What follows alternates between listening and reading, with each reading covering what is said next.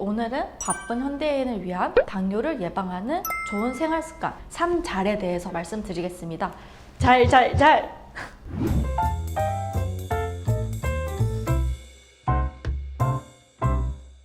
안녕하세요. 한의사 김소영입니다.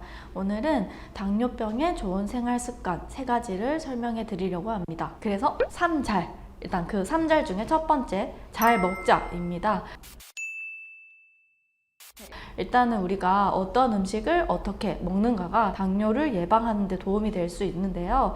우리가 크게 영양소를 탄수화물, 단백질, 지방으로 나뉘죠. 이 중에 탄수화물 먼저 설명드리겠습니다. 한국인의 주식이 탄수화물이라고 하는데요. 보통 흔히 생각해서 밥이나 빵, 면 종류를 말합니다.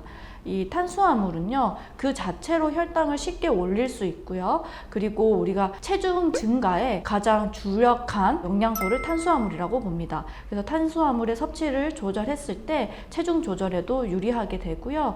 그리고 우리가 탄수화물 섭취를 제한하게 되면요, 몸에서 운동을 할 때 탄수화물을 분해된 그 포도당이라는 물질을 에너지로 주로 쓰는데, 이 포도당이 줄기 때문에 축적되어 있던 지방을 에너지로 소모하게 돼서 지방 축적을 억제하는 데도 도움이 됩니다. 다음은 좋은 단백질을 섭취하셔야 합니다. 좋은 단백질이란 지방질이 적은 육류, 소고기, 돼지고기, 닭고기 상관없이 지방질이 적은 부위는 다 괜찮으시고요. 그 다음에 계란이나 두부나 고등어 등의 생선에 좋은 단백질이 있다라고 보는데요. 단백질 같은 경우는요, 탄수화물과 달리 혈당을 높이지 않으면서도 포만감이 오래 가기 때문에 우리가 체중 조절할 때 가장 추천드리는 영양소에 속하는데요. 이 단백질 같은 경우는 근육을 생성하거나 우리 인슐린 같은 호르몬을 생성하는 데 필요한 필수 아미노산을 제공해주는 아주 좋은 영양소입니다.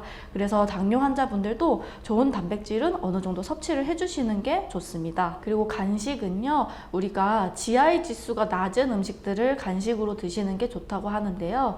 GI 지수는 음식을 섭취했을 때 얼마나 빨리 혈당을 올리냐를 수치화한 거라고 보시면 됩니다. 그래서 간식으로는 채소나 GI 지수가 낮은 과일들, 예를 들어서 사과나 감귤류, 베리류, 아보카도 같은 음식들을 간식으로 섭취해 주시는 것이 바람직합니다. 그리고 음식을 어떻게 먹느냐도 중요한데요. 우리가 하루에 이만큼의 양을 먹는다라고 했을 때요, 이만큼의 양을 한 번에 많이 드시는 게 좋지 않고요. 여러 번 나누어서 조금씩 이렇게 드시는 것이 좋습니다. 그리고 음식을 섭취할 때도요, 단일 음식을 드시는 것보다는 다양한 음식을 드시는 게 좋고요. 우리가 밥을 먹을 때 탄수화물, 지방, 단백질이 있다고 가정하면요, 단백질을 먼저 섭취하고 그 다음에 탄수화물을 드시는 게 좋습니다. 그리고 두 번째 잘입니다. 잘 자자인데요.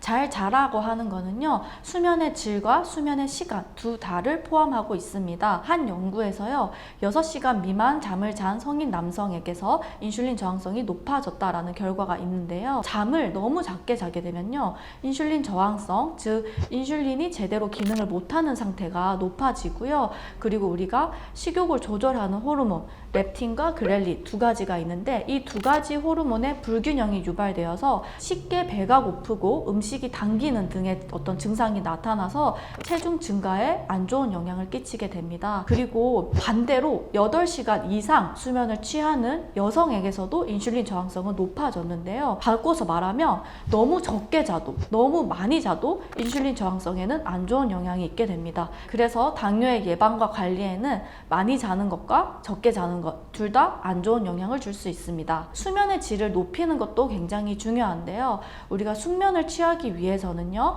잠을 자기 한 2-3시간 전에는 공복 상태를 유지해서 몸을 편안하게 해주시는 게 좋고요. 그리고 운동이 좋다고 해도 너무 늦은 시간에는 운동을 하지 않는 것이 좋습니다. 너무 늦은 시간에 운동을 하게 되면 몸이 흥분 상태가 돼서 쉽게 숙면을 취할 수 없기 때문인데요.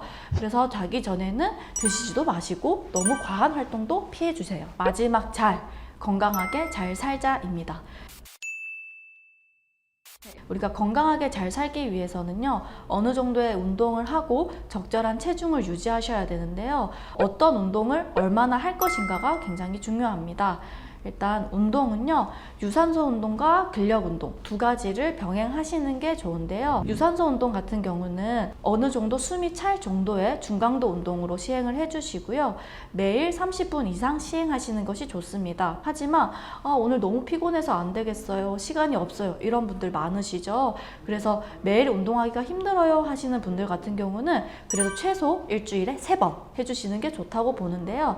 그 이유는 운동을 통해서 혈당을 조절하는 이 효과는 이틀 정도 지속이 된다고 해요. 그래서 일주일에 3번은 우리 땀을 흘린 또는 숨이 약간 찰 정도의 유산소 운동을 해주시는 게 좋습니다. 그리고 근력 운동에 대해서도 말씀드릴 건데요.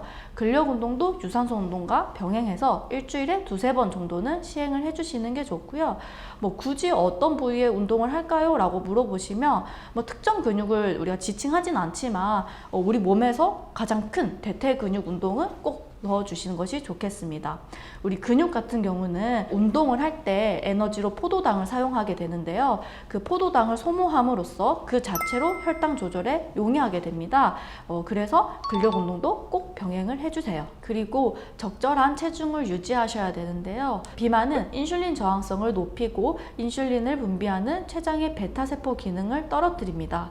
제가 인슐린 저항성에 대해서 조금 풀어서 설명해 드리면요. 우리 혈중에 포도당들이 막 떠다녀요. 근데 이게 우리 몸에 사용이 되려면 인슐린이 이 포도당을 잡아 끌어서 우리 몸으로 이렇게 흡수시켜주는 역할을 하는데요.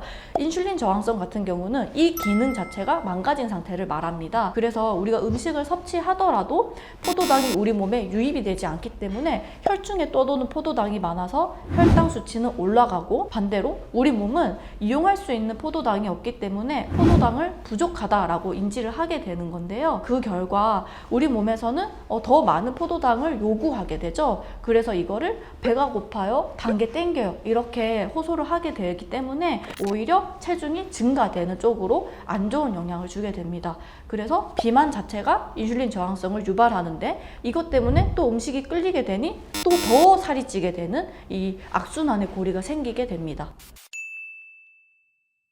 오늘은 당뇨를 예방하는 좋은 생활 습관 3잘에 대해서 말씀드렸는데요. 사실 살다 보면 이게 굉장히 간단한 방법이라고 해도 지키기가 사실 쉽진 않아요. 그래서 정말 우리가 할 수 있는 정도로 말씀드리면, 점심 보통 사 드시죠? 그때 면을 줄이시고요. 밥도 반 공기만, 대신에 반찬은 많이 드세요. 그리고 점심시간 30분이라도 걸으세요.